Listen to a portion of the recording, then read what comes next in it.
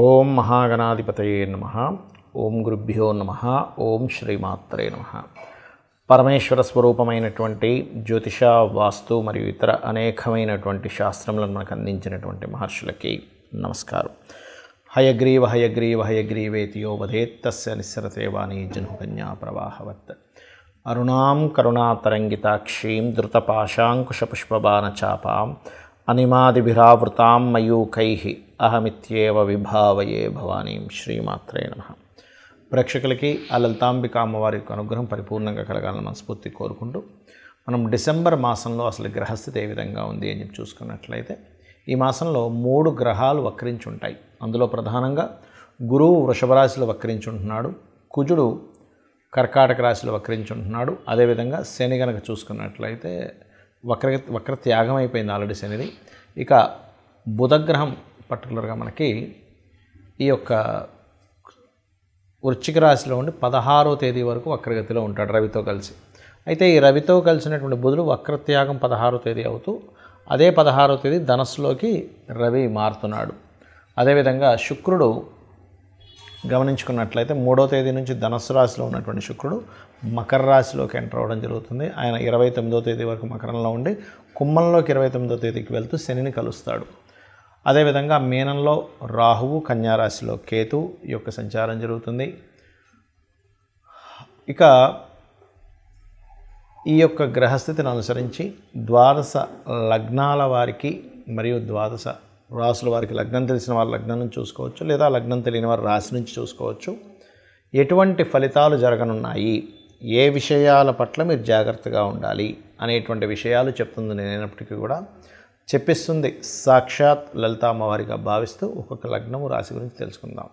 కుంభలగ్నము, కుంభరాశి. మీకు మీ యొక్క రాశిలో శని సంచారం జరుగుతుంది. ఇది ఏలినాడు శని అంటూ ఉంటారు. మరి ఏలినాడు శని జరిగేటప్పుడు ఏమిటండి అంటే ఒకటే గుర్తుపెట్టుకోండి, వర్క్స్ స్లో అవుతాయి కానీ మరొకటి ఏమీ ఉండదు. పనులు కాస్త స్లో అవుతుంటుంది.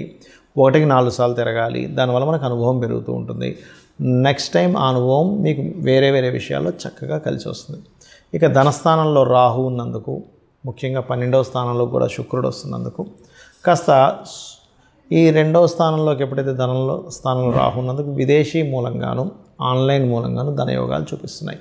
కాస్త 3వ అధిపతి 6వ స్థానంలో ఉండి వక్రించినందుకు గతంలో సిబ్లింగ్స్తో ఉన్నటువంటి చిన్న చిన్న గొడవలు కావచ్చు, డిస్టర్బెన్సెస్ కావచ్చు, అవి కాస్త క్లియర్ అవ్వడం అనేటువంటిది జరుగుతుంది. అదేవిధంగా తండ్రి ఆస్తికి సంబంధించినటువంటి ఏదైనా సరే విషయాలు క్లియర్ అవ్వడం కానివ్వండి, మరియు అదేవిధంగా కాస్త వివాహం కోసం చేసే ప్రయత్నాలు ఫలించడము, ఇటువంటివన్నీ కూడా చాలా స్పష్టంగా గోచరిస్తున్నాయి. కాకపోతే కొంత ఫ్రెండ్స్తో ఇక్కడ గొడవలు వస్తాయి. ఫ్రెండ్షిప్స్ లేనట్లయితే కొత్తగా ఎవరైనా ఫేస్బుక్లో అక్కడిక్కడ పరిచయం అయిన వాళ్ళతో కాస్త తొందరగా క్లోజ్గా మూవ్ అవ్వకండి. పర్టికులర్గా ఈ 4 నెలలు కూడా ఆ పరిస్థితి ఉంటుంది.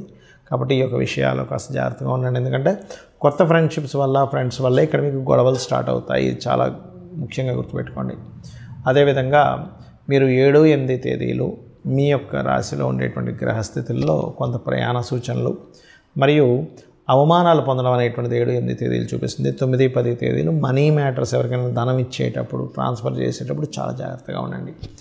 అదేవిధంగా వివాహం కోసం చేసే ప్రయత్నాలు కొంతవరకు ఫలిస్తాయని చెప్పుకోవచ్చు. బికాజ్ ఆఫ్ 12వ స్థానంలో శుక్రుడు ఉన్నందుకు, శుక్రుడు 12లో ఉంటేనే మంచిది, గుర్తుపెట్టుకోండి. అదేవిధంగా ఉద్యోగ ప్రయత్నాల్లో ప్రధానంగా మీకు 7వ స్థానాధిపతి 10వ స్థానంలో ఉన్నాడు, మరియు దశమాధిపతి 6లో ఉండి వక్రిస్తున్నాడు. కాబట్టి ఏంటంటే ఉద్యోగ సంబంధించినటువంటి ప్రయత్నాల్లో కొంత స్ట్రెస్ఫుల్గా కంప్లీట్ అవుతుంది మీరు చేసేటువంటి ప్రయత్నం, అందులో ఎటువంటి డౌట్ లేదు. కాకపోతే ఆ స్ట్రెస్ కంప్లీట్గా తగ్గాలి అంటే, ఎందుకంటే ఇక్కడ కుజుడు నీచపడి వక్రించున్నాడు. సో నీచపడి ఎప్పుడైతే వక్రించున్నాడో ఇది స్ట్రెస్ని ఇస్తూ ఉంటుంది. కాబట్టి లగ్నంలో కూడా శని ఉన్నందుకు మీరు ప్రధానంగా నవగ్రహాల్లో కుజ, శని ఈ 2 గ్రహాల దగ్గర దీపారాధన చేయండి. చేసి లలితా సహస్రనామాల్లో ముఖ్యంగా లగ్నంలో మీకు శని సంచారం జరుగుతుంది కాబట్టి ఓం అనాకలిత సాదృశ్య చుబుక శ్రీ విరాజితాయే నమః అనే నామస్మరణ, మరియు ఓం మాణిక్య మకుటాకార జానుద్వై విరాజితాయే నమః అనే నామస్మరణ చేయండి. అనే విధాలు బాగుంటుంది. పంచమంలో కుజుడు వక్రించి వచ్చినందుకు కాస్త సుబ్రహ్మణ్యేశ్వర స్వామి ఆరాధన చేస్తూ ఉండండి. అయితే ఈ సమయంలో మీరు ఏదైనా వివాహ సంబంధం కోసం ప్రయత్నం చేసినట్లయితే లగ్నంలో ఉన్న శని సప్తమాన్ని చూస్తున్నాడు కాబట్టి కొంచెం స్లో డౌన్ అయినప్పటికీ కూడా మంచి సంబంధాలే కుదురుతాయి, అందులో ఎటువంటి సందేహం లేదు. ఇక మీరు చేయవలసినటువంటి సుబ్రహ్మణ్య స్వామి ఆరాధన, లక్ష్మీ నరసింహస్వామి కరావలంబ స్తోత్రము, విష్ణు సహస్రనామాలు ఎక్కువగా చేయండి, అన్ని విధాలు బాగుంటుంది. చాలామంది నన్ను అడుగుతుంది ఏంటంటే వాళ్ళ జన్మజాతకాల్లో ఏదైనా వక్రగ్రహం ఉన్నట్లయితే ఏమిటి ఫలితం అని అడుగుతున్నారు. ఇది నాడీ ఆస్ట్రాలజీలో మనకు చూడండి, చాలామంది జాతకాల్లో ఈ పలానా గ్రహం వక్రించిందండి, ఈ పలానా గ్రహం అంటే శని కావచ్చు, గురువు కావచ్చు, వీళ్ళు వక్రించారని చెప్తుంటారు. అయితే ఇక్కడ ఏంటంటే ఫస్ట్ ఆఫ్ ఆల్ మనం అర్థం చేసుకోవాల్సింది, రాహువు కేతువు ఈ రెండు ఎప్పుడు వక్రగతిలోనే ఉంటాయి, అంటే వెనక్కి తిరుగుతూ ఉంటాయి. బికాజ్ ఆఫ్ అది కాలం అయిపోతుంది, రాహు అంటే కాలము అయిపోయినటువంటిది కాబట్టి కాలానికి కారకుడైనటువంటి రాహు వెనక్కి వెళ్ళిపోతుంది కాలము అనేటువంటి సంకేతంతో. అయితే మిగతా గ్రహాలు ఏవి అంటే రవిచంద్రులు అయితే అసలు వక్రించరు ఎప్పుడు కూడా, ఎందుకంటే సమయం వెనక్కి రాదు కాబట్టి ఈ రవిచంద్రుల ద్వారానే మనం సమయాన్ని తెలుసుకుంటూ ఉంటాం. ఇవాళ ఈ తిథి, ఈ నక్షత్రము, ఇంత సమయం గడిచింది, రవి నడినెత్తన వస్తే మనకి మధ్యాహ్నం అయిందని, సాయంత్రం అయితే అటు వెస్ట్ వైపు సూర్యుడు కనిపిస్తే సాయంత్రం అవుతుందని మనం తెలుసుకుంటూ ఉంటాం, తిథులను బట్టి చంద్రుడు ఉండేటువంటి ఇది. కాబట్టి అది ఎప్పుడు వక్రించమంటే కాలం వెనక్కి తిరిగి రాదు కాబట్టి అవి వక్రించవు ఎప్పుడు కూడా. అయితే మిగతా గ్రహాలు ఏవైతే ఉన్నాయో వక్రించిన గ్రహంతో సమయంలో పుట్టారు వ్యక్తి అంటే దానికి చాలా పెద్ద విషయం ఉంటుంది. ఎలా అంటే ఒక ఉదాహరణకి శని వక్రించాడు అనుకోండి, ఏ గ్రహమైనా ఒకటే గుర్తుపెట్టుకోండి, మీ జన్మజాతకంలో వక్రించినప్పుడు ఉన్న స్థలం కంటే కూడా వెనకాతలు ఉండేటువంటి రాశితో సంబంధాలు పెట్టుకుంటాయి. అంటే ఒక్కొక్కసారి ఆ వక్రించడం వల్ల మంచి జరుగుతుంది, ఒక్కొక్కసారి ఇబ్బంది ఉంటుంది. ఎలా అంటే ఉదాహరణకి మేషరాశిలో శని, మేషరాశి కాకుండా మేషరాశి తర్వాత అయినటువంటి రాశిలో శని భగవానుడు వక్రించాడు, అంటే వృషభంలో శని వక్రించాడు. వక్రించడం వల్ల అనవసరంగా నీచ ఫలితాలు పొందుతాడు. అదే మేషరాశిలో శని వక్రించాడు అనుకోండి, అప్పుడు నీచత్వం కోల్పోతాడు. అదేవిధంగా ఉచ్చస్థానానికి కూడా అదే వర్తిస్తుంది. ఉదాహరణకి తులారాశిలో శని వక్రించాడు అనుకోండి, అప్పుడు ఉచ్చస్థానం యొక్క ఫలితాలు కోల్పోతున్నాడు. కానీ వృశ్చికంలో వక్రిస్తే ఆయన ఉచ్చస్థానంలోకి వెళ్తున్నాడు. ఏదైనా ఒక గ్రహం కనుక వక్రించినప్పుడు తను ఏ రాశిలో ఉండి వక్రించాడో అది అదృష్టానికి దారితీస్తుందా, ఇబ్బందికి దారితీస్తుందా అనేటువంటి చూడాలి. ముఖ్యంగా ఏదైనా ఒక గ్రహం వక్రించిందంటే పాస్ట్ లైఫ్లో మిగిలిపోయినటువంటి విషయాలు ఈ లైఫ్లో పర్టికులర్గా ఆ జన్మనెత్తి ఆ వ్యక్తి ఆ కర్మను తీర్చుకోవడానికి వచ్చాడని అర్థం చేసుకోవాలి. ఎలా అంటే శని దగ్గర నుంచి తీసుకుంటే శని ఎవరికైనా వక్రించాడు అనుకుంటే రెండు ప్రొఫెషన్స్ చేస్తారు చాలామంది, 2 ప్రొఫెషన్స్, అందులో డ్యూయల్ సైన్లో ఉంటే ఇంకా గ్యారంటీగా అవుతుంది. అదే జీవుడు వక్రించాడు, గురువుకి సంబంధించిన కొంత సేవ, గురువులకు సంబంధించినటువంటిది కొంత మిగిలిపోయింది ఆయనకి, జ్ఞానాన్ని పంచే విషయంలో కానీ గురువులకు సేవకు సంబంధించిన విషయంలో కానీ మిగిలిపోయింది. అంటే పాస్ట్ లైఫ్లో చేయాల్సిన గురుసేవ చేసుకోలేకపోయాడు.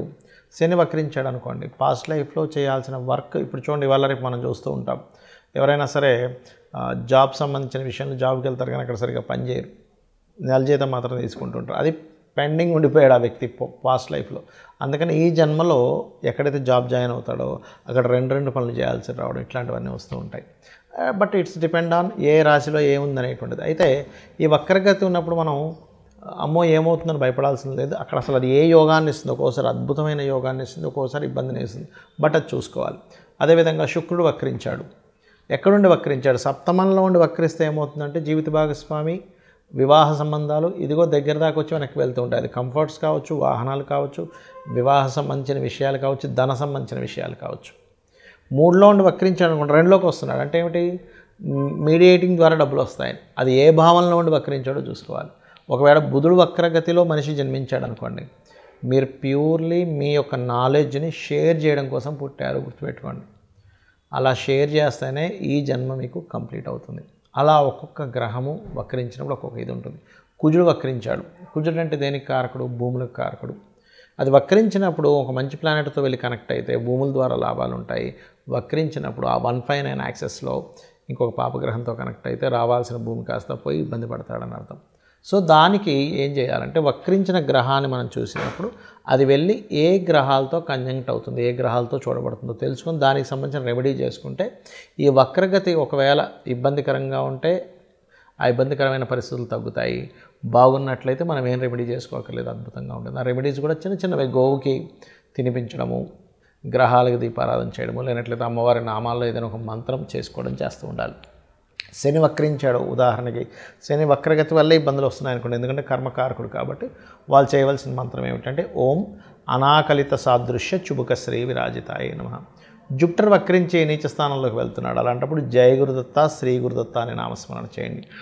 బుధుడు వక్రించడం వల్ల ఇబ్బందులు ఎదుర్కొంటున్నారు మీరు. అందరికీ ఇబ్బందులు ఎదుర్కోవాలని లేదు. అది ఏదైనా నీచ స్థానంలోకి వెళ్ళినా పాపగ్రహాలతో కంజక్ట్ అయినప్పుడు మాత్రమే. అప్పుడు విష్ణు సహస్రనామాలు చేయండి, లేదా ఓం నమో నారాయణాయ అనే నామస్మరణ చేయండి. శుక్రుడు వక్రించాడు, లలితా సహస్రనామాలు చేయండి, లేదా ఓం శ్రీమాత్రే నమః అని చేసుకోండి.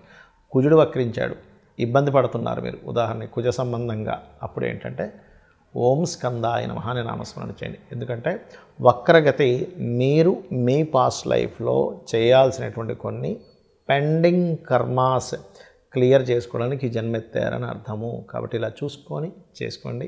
అన్ని విధాలా మీకు అమ్మవారి అనుగ్రహం ఉండాలని, కలగాలని మనస్ఫూర్తిగా కోరుకుంటూ శ్రీమాత్రే నమః.